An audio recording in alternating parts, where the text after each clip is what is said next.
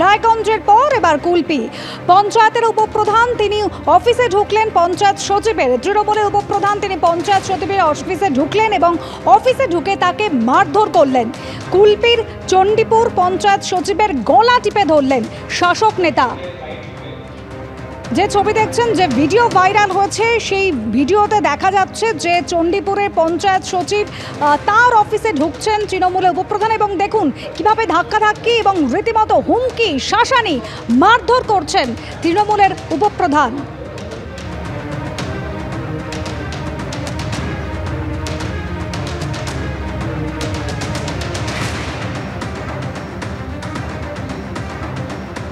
Official কাজে অফিসে এসেছিলাম, তারপর মেম্বাররা ফোন করে গত 9 তারিখে একটা সাধারণ সভা হয়, তার রেজুলেশন কপি ওরা চাইছিল। প্রধান ম্যাডামকে আমি জানতে চাই, প্রধান ম্যাডাম বলে ঠিক আছে দিয়ে দিন। সেই মতো আমরা মেম্বারদের ফোন করে ডাকি, ওনারা রেজুলেশন কপি নিতে আসে। প্রধান ম্যাডামের উপস্থিতিতে রেজুলেশন কপি দেওয়া হয়, কিন্তু ওরা রেজুলেশন কপি নিয়ে সম্পূর্ণটা ভালোভাবে না পড়েই ওরা বলে না আপনারা আমাদের যা কাজ দিয়েছি তার বিপরীতে লিখেছেন। এইসব আমরা বারবার বুঝিয়ে বলি যে আপনারা ভালোভাবে করে দেখুন, আপনার সব কিছু লেখা আছে এর মধ্যে, সেটা মানতে চায় না। দিয়ে ওনারা উপপ্রধানকে ফোন করে, উপপ্রধান সাহেব ছুটে আসে, এসে আমাকে প্রধানের ঘরে ডাকে। আমি প্রধানের ঘরে যখন যাই, প্রধানের ঘরে যাওয়ার আগেই উনি ঘর থেকে বেরিয়ে এসে আমার ধাক্কাধাক্কি করে, প্রচুর মারধর করে।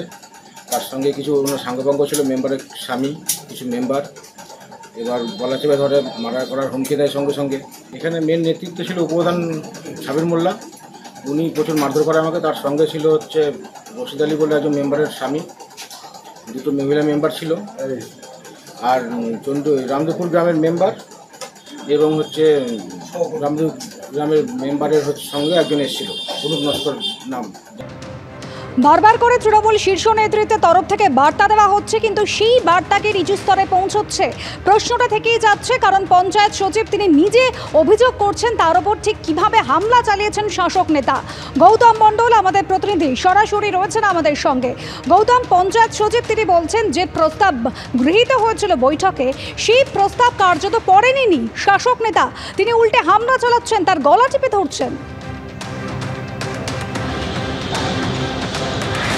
একেবারেই তাই, যেটা গত 9 তারিখে কুলপি ব্লকের চণ্ডীপুর গ্রাম পঞ্চায়েত, সেখানে একটি সাধারণ সভা হয়। সেই সাধারণ সভায় কিছু প্রস্তাব গৃহীত হয়।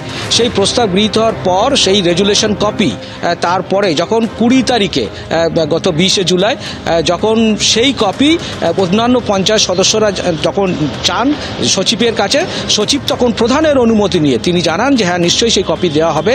প্রধানের অনুমতি নিয়ে প্রত্যেকটা সদস্যকে ডেকে এই কপিগুলো দেন। এই কপি পাওয়ার পর এই বেশ কিছু যে রেজুলেশন, যে প্রস্তাব পাস হয়েছিল, সেইটা নিয়েই বিতর্কের সূত্রপাত।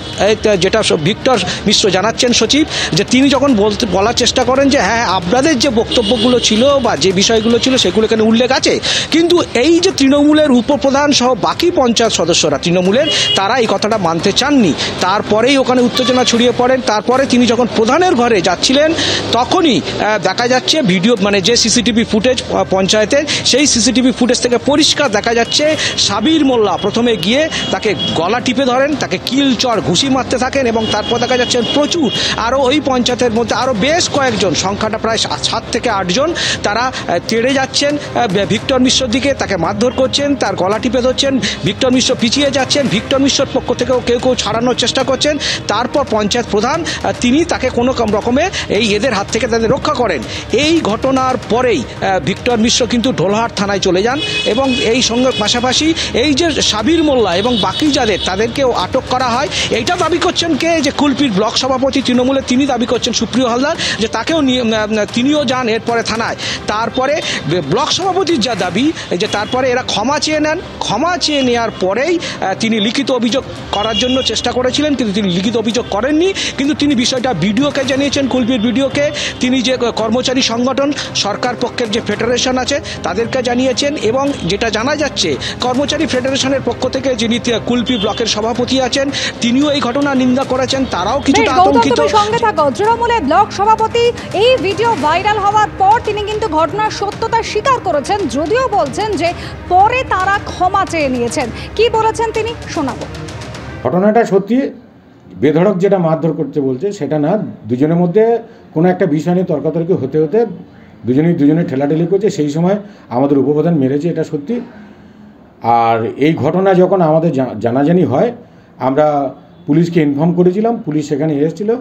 আমাদের যারা ওখানে দলের প্রতিনিধি যারা ছিল, উপপ্রধান সহ আরও যারা সদস্য ছিল, পুলিশ তাদের আটক করে থানায় নিয়ে যায়।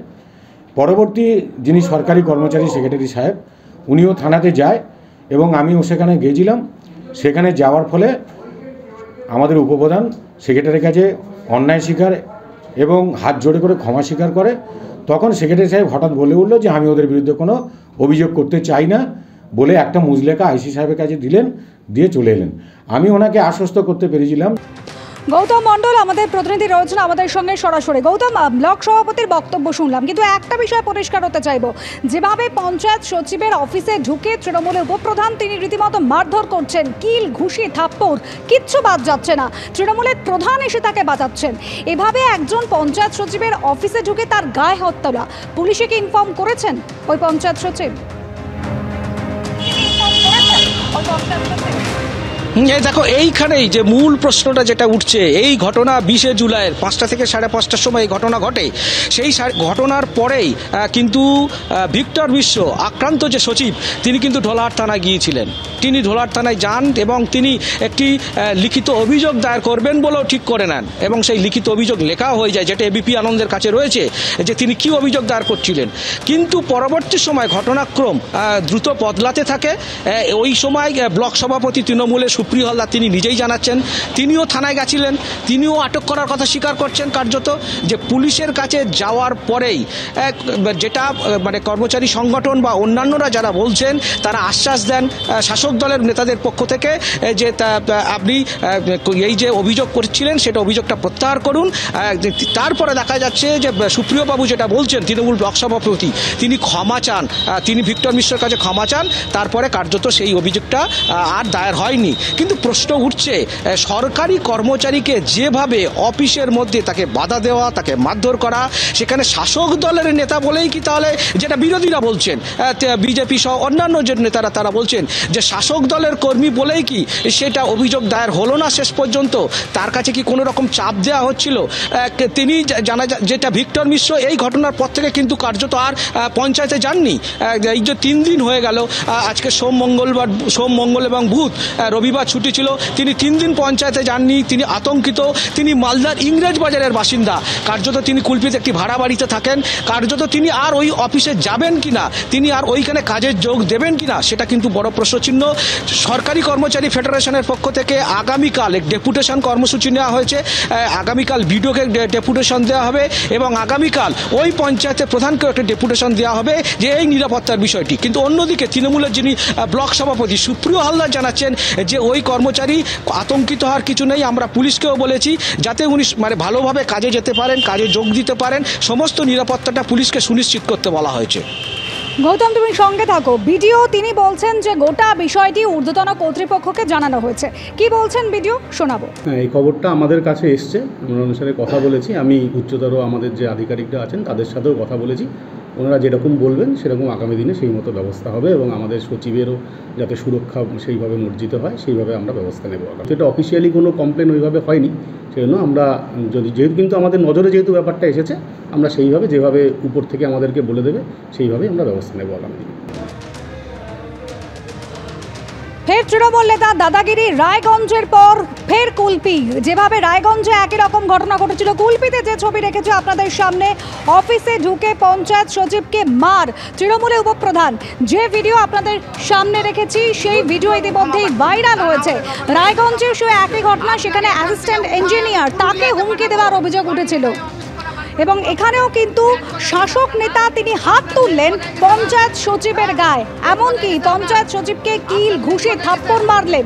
সেই পঞ্চায়েত সচিব যখন গেলেন পুলিশের কাছে ইনফর্ম করতে, পুলিশে অভিযোগ দায়ের করতে, তারপরেই সেখানে যান তৃণমূলের ব্লক সভাপতি এবং তৃণমূলের ব্লক সভাপতি তিনি বলছেন তিনি গোটা ঘটনা শোনার পর তাকে অনুরোধ করেন, এরপর অভিযোগ দায়ের করতে বিরত থাকেন সেই পঞ্চায়েত সচিব। একের পর এক ঘটনা, রায়গঞ্জ কখনো কুলপি, এই কুলপির ঘটনা ঘটেছে 20শে জুলাই।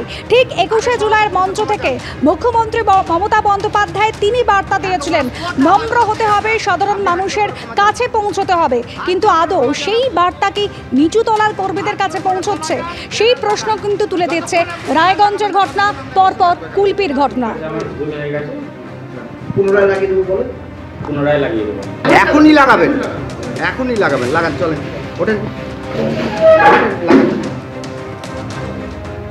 এই মুহূর্তে সিপিএম নেতা সুজন চক্রবর্তী রয়েছেন আমাদের সঙ্গে টেলিফোন লাইনে। সুজন দা, রায়গঞ্জ তারপর কুলপি, রায়গঞ্জে অ্যাসিস্ট্যান্ট ইঞ্জিনিয়ারকে হুমকি দেওয়া হয়েছিল, আর কুলপিতে পঞ্চায়েত সচিবের ঘরে ঢুকে তার অফিসে ঢুকে রীতিমতো তার গায়ে হাত তুললেন তৃণমূলের উপপ্রধান। এমনকি তিনি যখন পুলিশে অভিযোগ দায়ের করতে যান তখন তৃণমূলের ব্লক সভাপতি গিয়ে তার সঙ্গে কথা বলেন এবং কোনো অজ্ঞাত কারণে তিনি পুলিশে অভিযোগ দায়ের পর্যন্ত করেননি। 21শে জুলাই মুখ্যমন্ত্রী বার্তা দিলেন নম্র হতে হবে। নিচুতলার কর্মীদের কাছে কি তাহলে পৌঁছচ্ছে না সেই বার্তা? মুখ্যমন্ত্রীর বার্তা বলে যে কথাটা বলা হয় এটা বেঠিক বলেই মুখ্যমন্ত্রী যা বলেন আর যা করেন দুটো এক না। মুখ্যমন্ত্রী প্লেয়িং ইনটু দি গ্যালারি, লোকটিয়াটা একরকম ভাবে বলেন কিন্তু বাস্তবে সেটা মেলে না। যে মুখে যাই বলি না কেন, আসলে যত বেআইনি যত দুর্নীতি সব ইয়েস করতে হবে, সই করতে হবে, না হলে পত্রপাঠ বিদায়। বালি বিদায় হয়েছে, রায়গঞ্জ মার খেয়েছে, কুলপি মার খেয়েছে। এসব কি মনে করেন নবান্ন নলেজের বাইরে? সমস্ত সবাই যুক্ত হয়ে আছে। লুঠের ভাগ 75 ভাগ পেলেই শান্তি, এটাই চলছে পশ্চিমবাংলায়। তৃণমূল মানুষের থেকে যত দূরে থাকবে তত বাংলার মানুষ ভালো থাকবে। পশ্চিমবঙ্গের প্রত্যেক দিন এখন দাদাগিরি বলছেন, আমার যেই দাদাগিরি বললেন আমার মনে হলো আরে কদিন আগে তো এখানে কাউন্সিলরের দিদিগিরি দেখলাম। পশ্চিমবঙ্গটা সম্পূর্ণ বারুদের উপর আছে। পশ্চিমবঙ্গটা সম্পূর্ণ সমাজ বিরোধী কন্ট্রোলে, সন্ত্রাসবাদী কন্ট্রোলে। পশ্চিমবঙ্গে আর এটাও বলছি, এটা ভিন রাষ্ট্রেরও মদত আছে। কারণ শাহজাহানদের জন্মস্থান কোথায়, তাদের বড় হওয়া কোথায়, তারা সেখান থেকে এখানে এলো, এখানে এসে তারা জেলা পরিষদ দখল করে ফেললো, জেলা পরিষদের মেম্বার হয়ে যাচ্ছে, তারা আমার রাষ্ট্রের মধ্যে ঢুকে যাচ্ছে। আমি বলছি এগুলো ভিন রাষ্ট্রেরও এদের পেছনে ইন্ধন আছে। মুখ্যমন্ত্রী বলেছেন এবং তার জন্যে দল বিশেষভাবে নজর রাখছে যাতে শৃঙ্খলা ভঙ্গ না হয় এবং হিংসার ঘটনা না ঘটে। কিন্তু তারপরেও দল এত বড় হয়েছে এবং মানুষের মনের ব্যাপার, কেউ কখনো উগ্র হয়ে ওঠে, সামাজিক অবক্ষয়, তার মধ্যে একটা দুটো ঘটনা ঘটছে। মনে রাখতে হবে আজকে সামগ্রিকভাবে এই পশ্চিমবঙ্গের যে ল অ্যান্ড অর্ডার সেটা অন্য যে কোনো রাজ্যের থেকে ভালো। তার মানে কি পশ্চিমবঙ্গে কোনো অপরাধ ঘটছে না? এটা তো সম্ভব নয়। তৃণমূল কংগ্রেস নেত্রীর কথা শুনে সেই দিকে নজর রাখছে, ডিসিপ্লিনারি অ্যাকশন নিচ্ছে যদি কোনো ঘটনা ঘটে, এবং পুলিশ ও প্রশাসনও সজাগ।